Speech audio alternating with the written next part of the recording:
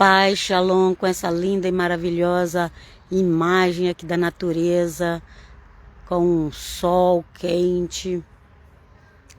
E aqui debaixo das árvores, vamos fazer... Faz tempo que eu não faço Lucas, que eu precisava terminar Atos dos Apóstolos. E aí já comecei a carta de Pedro. E então, vamos voltar aqui para fazer Lucas 11, segunda parte de Lucas 11. Acompanha também aí a leitura do Evangelho de Lucas, que está uma bênção. Aliás, tudo na Nova Aliança é bênção para o cristão. O cristão que não lê Nova Aliança fica raquítico. Vamos lá. Enquanto ele assim falava, uma mulher levantou a voz do meio do povo e lhe disse: Bem-aventurado o ventre que te trouxe e os peitos que te amamentaram. Então, quando as pessoas viram ali o Senhor Jesus fazendo tantos milagres, tantas maravilhas, eles devem ter pensado, mas porque eu não sabia que Jesus era gerado do Espírito Santo. Maria e o Senhor Jesus não saía falando para todo mundo que ele era gerado do Espírito Santo, gente.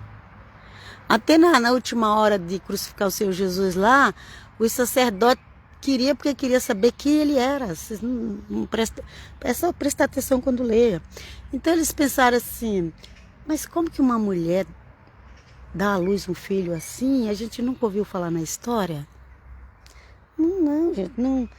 A história do Senhor Jesus é superior a Salomão, é superior a Davi, é superior a Moisés, é superior a Samuel, é superior a todos os personagens da Bíblia. A história do Senhor Jesus é superior a todos os personagens da Bíblia, sabia? Então vamos lá. E aí a mulher, vendo todas aquelas maravilhas que o Senhor Jesus fez, expulsando o demônio, falando para as pessoas ficar com a casa limpa, porque senão vinha a sujeira do demônio, toda aquela coisa, né? Aí essa mulher se levantou e falou isso. Enquanto ele assim falava, uma mulher levantou a voz do meio do povo e lhe disse: Bem-aventurado o ventre que te trouxe e os peitos que te amamentaram. Mas Jesus replicou: Antes bem-aventurado aquele que ouve a palavra de Deus e observa. Okay? Tem pessoas que elas chegam para o Senhor Jesus fazendo muitos elogios,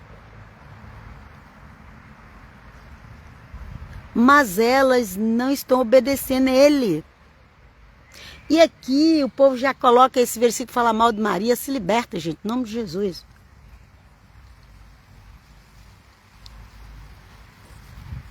Aqui, o Senhor Jesus, não, é como se ele estivesse falando: mulher, eu não me empolgo com esses elogios humanos, não. Não é dessa forma que vocês vão ser bem-aventurados me elogiando. É bom elogiar o Senhor Jesus, sim, vamos elogiar o Senhor Jesus, ele é digno de toda a glória. Mas nós vamos obedecer o que ele fala. Então ele falou: mais bem-aventurado é aquele que ouve a palavra de Deus e as observam. Por quê? Por que Maria era abençoada? Porque ela ouviu a palavra de Deus e aceitou. Quando o anjo veio trazer a notícia para ela que ela ia engravidar do Espírito Santo, como é que ela ia explicar para o noivo José que ela estava grávida do Espírito Santo? Alguém já parou para pensar isso? Tanto que José ia fugir, ia deixar ela? Foi preciso o mesmo anjo também lá falar com José? Naquela época, os judeus seguiam a lei de Moisés, eles apedrejavam e matavam quem aparecesse grávido. Se não já era casado. E não foi José que fez? E agora? Então, Maria, ela obedeceu a palavra do Senhor. Ela foi mãe daquele filho porque ela obedeceu a palavra do Senhor. E o Senhor está falando para aquela mulher, mais bem-aventurada é quem obedece. Ou, se você for inteligente, você vai entender que Maria obedeceu a palavra do Senhor. Que não era porque Maria era super mãe, é porque ela obedeceu a palavra do Senhor. Ela aceitou passar por todo o constrangimento para ser mãe do Messias. E ver o filho sendo crucificado, batendo, saindo sangue, arrancando pedaço do corpo, sangue escorrendo, batendo prego e ela ali. Vendo todo aquele sofrimento. Tem gente que acha que a vida de Maria é fácil. Tem gente que acha que a vida dela foi fácil. Tem uns ignorantes por aí que ainda diz que é uma qualquer. A gente se liberta em nome de Jesus. Então o Senhor Jesus falou, mais bem-aventurado é quem... Aqui, ó. Mais bem-aventurado é aqueles que ouvem a palavra de Deus e observam. Está observando a palavra de Deus? Amém. Não está? Então, só elogiar o Senhor Jesus não vai resolver. Nem só elogiar Maria não vai resolver, nem só elogiar os apóstolos não vai resolver, nem só elogiar Hashem não vai resolver, se não estiver obedecendo a palavra dele. Ele quer que nós obedeçamos. É a melhor forma da gente mostrar que ama Deus é obedecendo o que ele fala. Meu Deus do céu, vem conosco, Jesus. Misericórdia, ajuda-nos, Santo Espírito. Então, afluía o povo a ele. Continuou. Esta geração é uma geração perversa. Tá vendo? E Jesus não ficou empolgado porque a mulher falou aquilo. O Senhor Jesus continuou. Essa geração é perversa. Por quê? Porque o Senhor Jesus não prega igual esses pastores de hoje, que fica alisando membro de igreja para não sair da igreja. O culto é feito para os membros, para eles se sentirem à vontade. Por isso que não tem mudança de vida, gente. Porque quem está muito à vontade não quer mudar de vida. E a igreja só se preocupa em deixar os membros à vontade. Mas olha como Jesus de Nazaré pregava. Afluía o povo a ele. Continuou. Esta geração é uma geração perversa. Pede um sinal, mas não se lhe dará outro sinal, senão o sinal do profeta Jonas. E até aí ninguém entendeu nada, porque deve ter pensado, ué, vai vir outro peixe para engolir ele igual engoliu o Jonas? Deve ter pensado isso, né? Ele ou um discípulo, não sei. Deve ter pensado isso, porque o ser humano, o Senhor Jesus fala em parábola. E tem gente que pega a nova aliança e quer entender do jeito que a cabeça dele acha que é. E não é assim. Presta atenção que o Senhor Jesus está falando em parábola. O sinal de Jonas. Hoje nós sabemos, todo mundo prega. Por que ele falou o sinal de Jonas? Mas naquela época ninguém sabia. Naquela época eu ficava imaginando, mas peraí, como assim? Sinal de Jonas? Nós nem estamos no mar aqui? Quer dizer que vai vir um peixe aqui e vai engolir nós? Pensa, gente. Vamos lá. Pois como Jonas foi um sinal para os ninivitas, assim o Filho do Homem o será para esta geração. Eles com certeza pensaram, então ele vai entrar no mar, e o peixe vai engolir ele, vai soltar em outra região. Se for levar o pé da letra, é isso que dá para pensar. Por isso que tem coisa que não dá para levar o pé da letra. Se a gente não saber entender as pregações do Senhor Jesus, as pregações dos apóstolos era mais fácil de entender. Mas as pregações do Senhor Jesus, ele só explicava em casa, em particular para os discípulos. E tem gente que por aí que acha que entende muita coisa. Vamos lá. E aí ele continua. A rainha do meio-dia levantar-se-á no dia do juízo. Ó, existe uma rainha do meio-dia. Eu vejo tanta gente falando mal da rainha do céu. Ah, porque Maria é a rainha do céu, é do mal, é do mal. Olha aqui, a rainha, eu não estou falando que isso aqui está falando de Maria não, mas aqui está falando a rainha do meio-dia levantar-se-á no dia do juízo para condenar os homens desta geração. Ixi, e agora? Quem é a rainha do meio-dia? Que eu nunca tinha parado para pensar isso aqui. É que eu leio outras traduções de Bíblia, agora que eu estou lendo essa, e algumas coisas me surpreendem. A rainha do meio-dia levantar-se-á no dia do juízo para condenar os homens desta geração, porque ele veio dos confins da terra ouvir. Ela veio. Sabe quem que é a rainha do meio-dia? É aquela que foi da África. A princesa africana da Etiópia, que foi lá e Salomão se encantou por ela. Diz que ela saiu de lá grávida. E o filho dela deu a descendência dos judeus na Etiópia. Só você pesquisar isso aí, gente. A rainha do meio-dia. Por que meio-dia? Acho que é porque lá o sol está sempre como se fosse meio-dia, viu, gente? A rainha do meio-dia levantar-se-á no dia do juízo para condenar os homens desta geração, porque ela veio dos confins da terra ouvir a sabedoria de Salomão. Ora, aqui está quem é mais do que Salomão. Ok? A rainha do meio-dia, que foi lá da Etiópia, a princesa. A princesa da Etiópia, povo pagão, vai levantar no dia do juízo para condenar a geração dos israelitas que rejeitaram Jesus Cristo.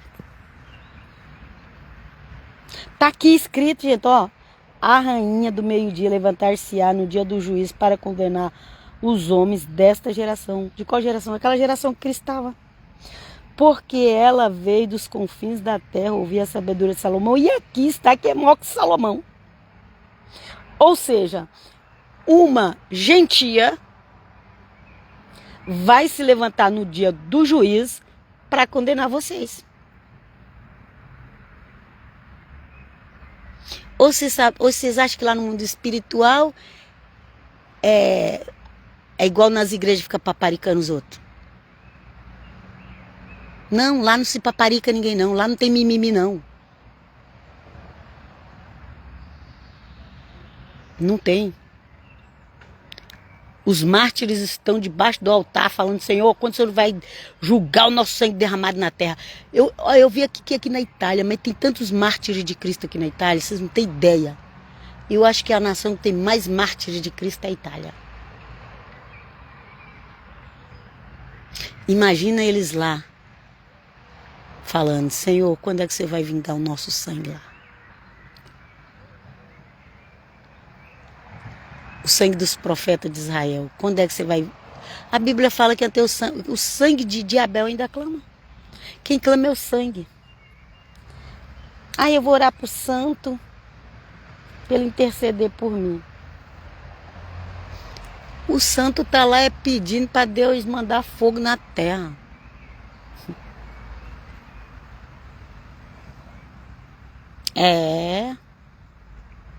Porque o sangue deles está clamando daqui da terra.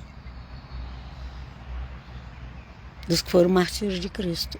Dos profetas que foram mártires do Pai Eterno. E o sangue dos sangue, que é o de Jesus Cristo também, que está lá no Monte Calvário. Também. Gente. O povo vive uma ilusão nesse mundo tão grande. Vamos lá. Os ninivitas levantar-se-ão no dia do juízo. Sabe que eram os ninivitas? Era como se fosse o povo do Irã. Sabia? Era como se Deus levantasse um profeta em Israel e falasse, vai lá no Irã pregar. Um judeu. Não estou falando cristão, não. Cristão já é perseguido também. Se bobear, morre lá, sofre. Uma vez eu vi um testemunho de um missionário cristão evangélico protestante que sofreu igual um condenado, 3 meses preso. Não, e não era nem porque ele estava pregando evangelho, não, era só porque ele era americano. Quando foi mandado Jonas para o meio dos ninivitas, as pessoas pensam que os ninivitas era igual os países livres de pregar o evangelho. Era como se mandasse alguém lá nas ruas do Irã, nas ruas de Gaza, na rua desses países aí do Líbano, pregar assim, abertamente igual o Jonas tinha que fazer. O povo não era bom, o povo lá não era bonzinho não. Os ninivitas levantar-se-ão no dia do juízo para condenar os homens desta geração, porque fizeram penitência com a pregação de Jonas. Ora, aqui está quem é mais que Jonas. Isso aqui vem na minha mente agora. Vocês sabiam que aqueles que se convertem a Jesus de Nazaré, no Irã, em Gaza, no Líbano, na Síria, vocês sabiam que aqueles que se convertem a Jesus de Nazaré, no dia do juízo, vai julgar os israelitas que rejeitaram Jesus? Vocês sabiam disso? Tá aqui, gente, tá na palavra, é só você usar o raciocínio. Da Etiópia, os ninivitas. Por que Jonas lutou tanto para não ir em Nínive? Porque lá ia lidar com pessoas muito ruins, que podia matar ele.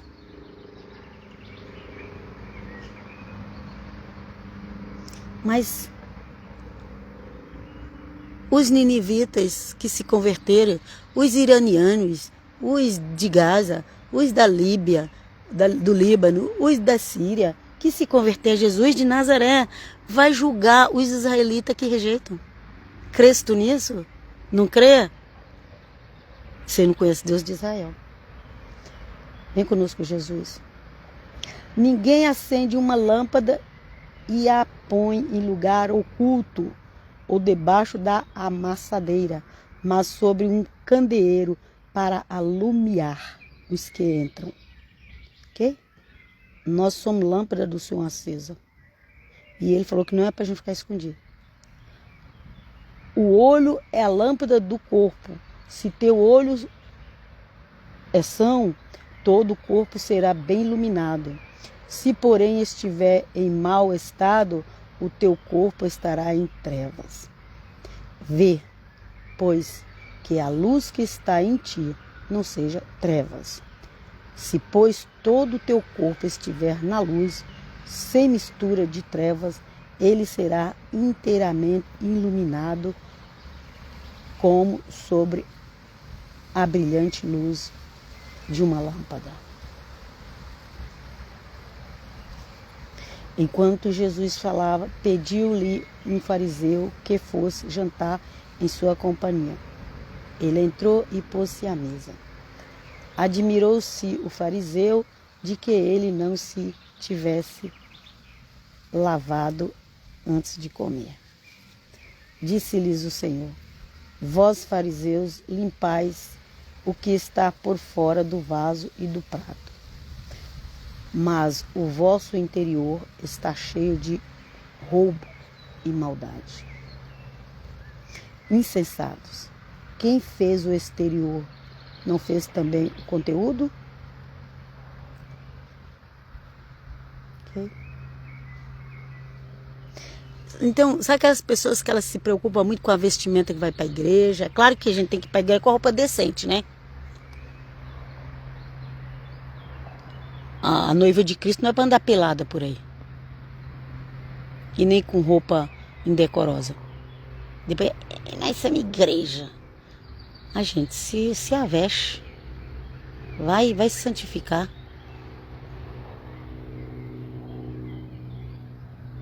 A igreja está unida, é um só corpo. A igreja procura a santidade. Vem conosco, Jesus.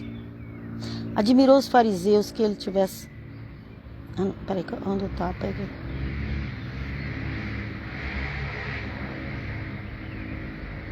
Aqui, ó. Disse-lhe Disse-lhe o Senhor: vós, fariseus, limpais o que está por fora do vaso e do prato.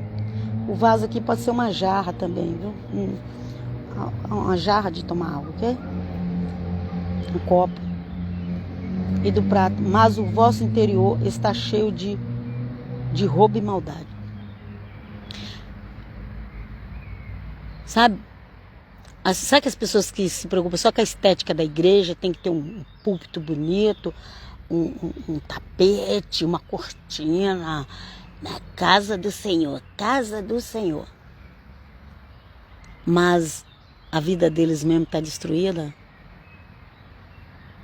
Chega dentro de casa o inferno. Gente, a casa do Senhor é as pessoas. Não é pecado arrumar a igreja. Mas se arrumar a igreja e tiver com a família destruída, a casa destruída,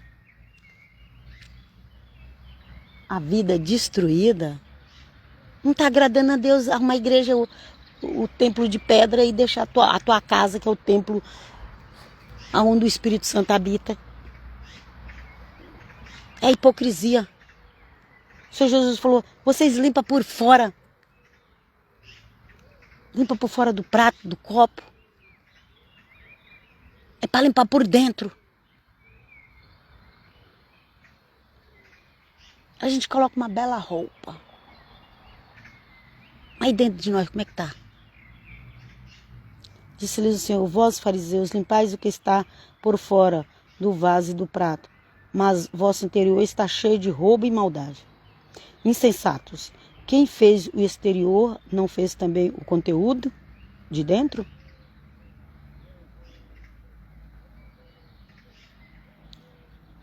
Dai antes em esmola o que possuís, e todas as coisas vos serão limpas. Hoje mesmo eu estava assistindo um vídeo de uma mulher que ela se envolveu com todo o mundanismo, com toda a luxúria. Ela se envolveu com toda a luxúria. Ela comprava coisa importada de grife.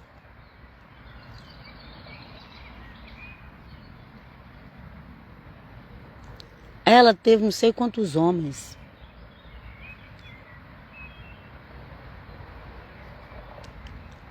E hoje ela veste aquelas roupas marrom Ela usava roupa indecente, curta, ligada no corpo, transparente.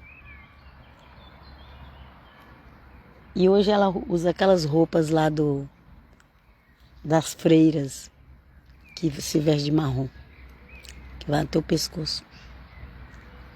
Mas vocês pensam que foi fácil ela mudar? Ah, vocês estão tanto de revelação que a mulher teve. Vamos lá. Dai antes em esmola o que possuís, e todas as coisas vos serão limpas. Ai de vós, fariseus, que pagais o dízimo da hortelã. As igrejas, né? Traz o dízimo que você vai ser abençoado, irmão. Traz o dízimo que você vai ser abençoado, irmão. Ai de vós, fariseu, que pagais o dízimo do hortelã e da arruda e diversas ervas, desprezais a justiça e o amor de Deus. No entanto, era necessário praticar estas coisas, sem contudo deixar de fazer aquelas outras. Ai de vós, fariseus, que gostais das primeiras cadeiras nas sinagogas e da saudação nas praças públicas. Você sabe por que muita gente não gosta de mim? Porque as pessoas gostam de ser paparicada. E eu, nem com o marido eu consegui ficar. Casei, vivi 20 anos, fui fiel. Mas a santa traição me deu liberdade. A santa traição que ele fazia a mim me deu liberdade. Me deu a liberdade. Glória a Deus. Então, eu não tenho mais nem marido para ficar paparicando. E as pessoas querem que eu vou paparicar elas. Às vezes as pessoas que a gente mais paparica são aquelas que mais desprezam a gente.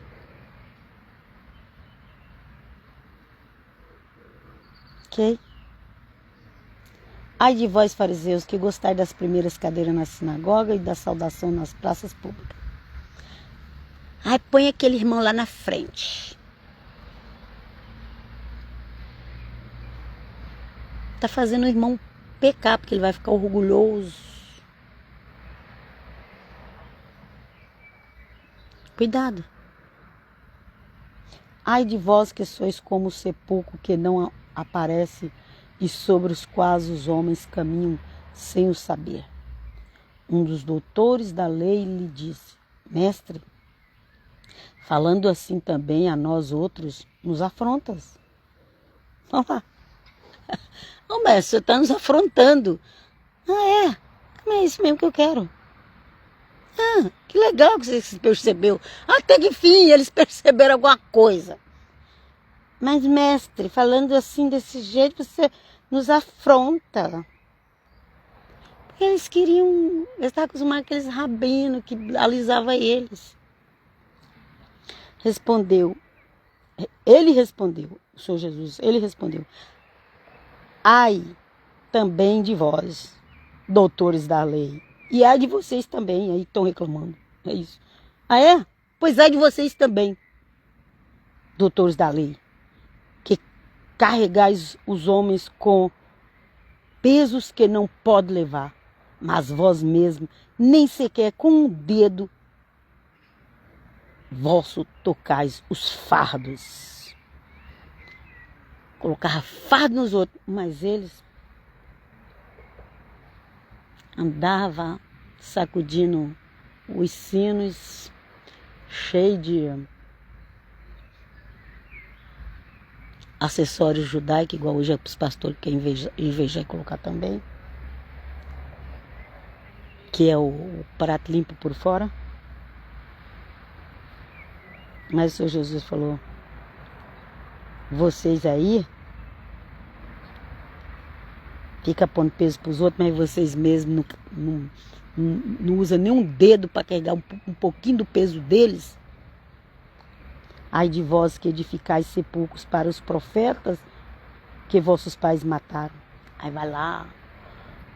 Aqui jaz Samuel, Davi, profeta Jeremias. Mal sofreu tanto, profeta Jeremias. Profeta Isaías. Sabe o que o Senhor Jesus falou?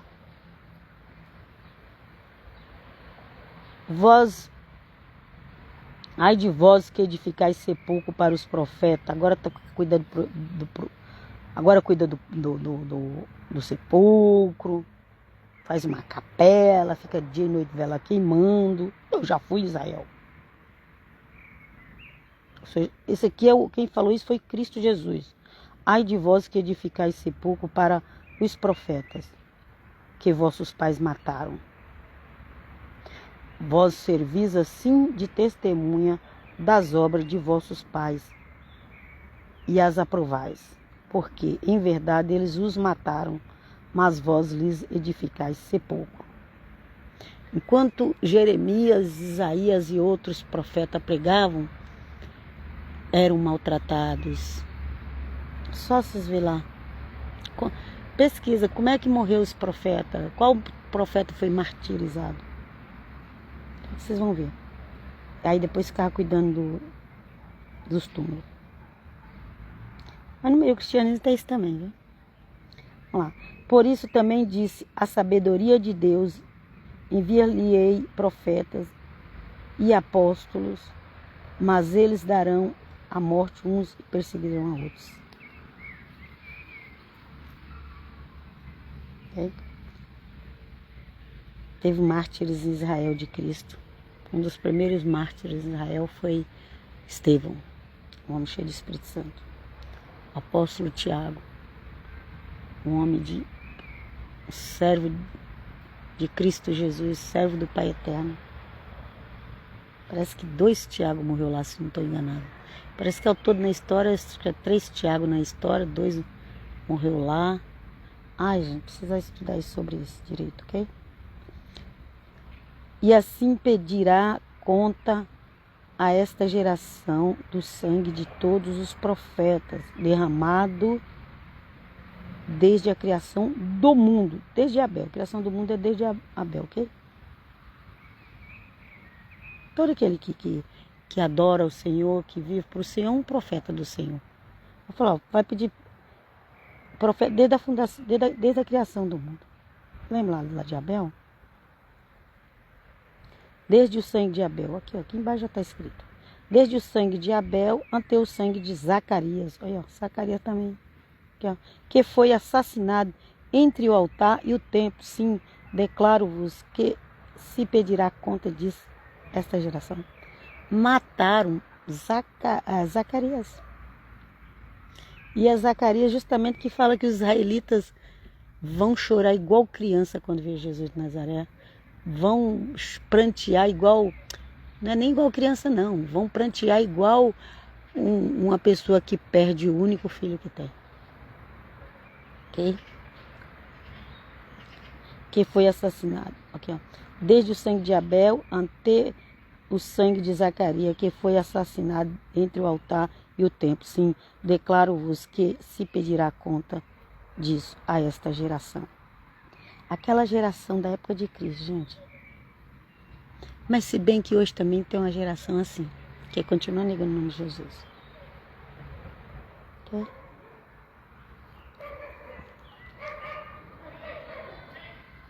É, gente, muita coisa ainda vai acontecer. Não é assim como as pessoas pregam por aí, não. Ai de vós, doutores da lei, que tomaste a chave da ciência e vós mesmo não entraste e impedistes aos que vinham para entrar. Da ciência aqui é o conhecimento, ok, gente? Chave é o conhecimento. Depois que Jesus saiu dali, os escribas e fariseus começaram a importuná-lo. E mesmo assim eles continuavam. O Senhor Jesus saiu do lugar que estava pregando. Aqui, ó, depois que Jesus saiu dali, os escribas e fariseus começaram a importuná-lo fortemente e a persegui-lo com muitas perguntas. Eles foram atrás. Eles estavam ouvindo. Eles estavam falando que o Senhor Jesus estava sendo muito duro. Depois eles foram atrás do Senhor Jesus. E não era assim amigavelmente, não era por favor, não. Você nunca viu uma discussão calorosa de judeus entre eles mesmos? Até hoje. Eles foram atrás do Senhor Jesus assim com toda arrogância que você possa imaginar. Aqui, ó. Ai de vós, doutores da lei, esse que eu já li, aqui, ó, 53.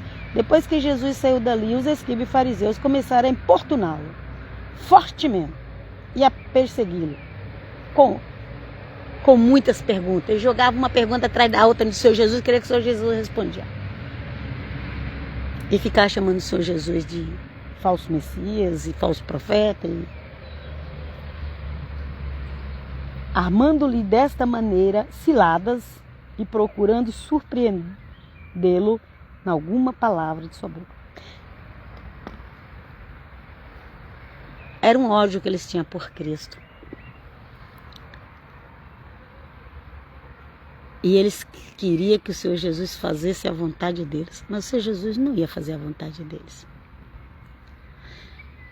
O Senhor Jesus não ia fazer a vontade deles. Porque o Senhor Jesus falou assim: o único sinal que eu vou dar é o sinal de Jonas, que foi a morte e a ressurreição.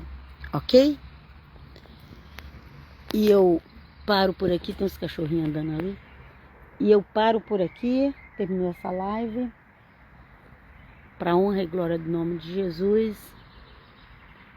Tem um moço tá ali na frente lá, tem que estar com um cachorro na cordinha, acho que esse outro é mais manso, tá solto, andando ali no meio da grama. E eu finalizo aqui, que o Senhor Jesus nos ajude a obedecer. Pregar a palavra de Deus é maravilhosa, mas Ele quer que nós obedeçamos e nós precisamos obedecer porque é o nosso alimento. Ajuda-nos, Senhor. E todo aquele que buscar o Senhor, como Ele falou, do seu interior sairão rios de água viva. Amém. Pai, shalom, até a próxima. Eu vos abençoo. É o reflexo do sol ali, parece até que tem água ali, mas não é água não, é o reflexo do sol na grama verde. Então eu vos deixo na paz do Senhor, peço que o Senhor vos abençoe, com a bênção da saúde, com a bênção da prosperidade, com a bênção da paz. Em nome do Pai, Filho e Espírito Santo. Até a próxima. Pai, shalom.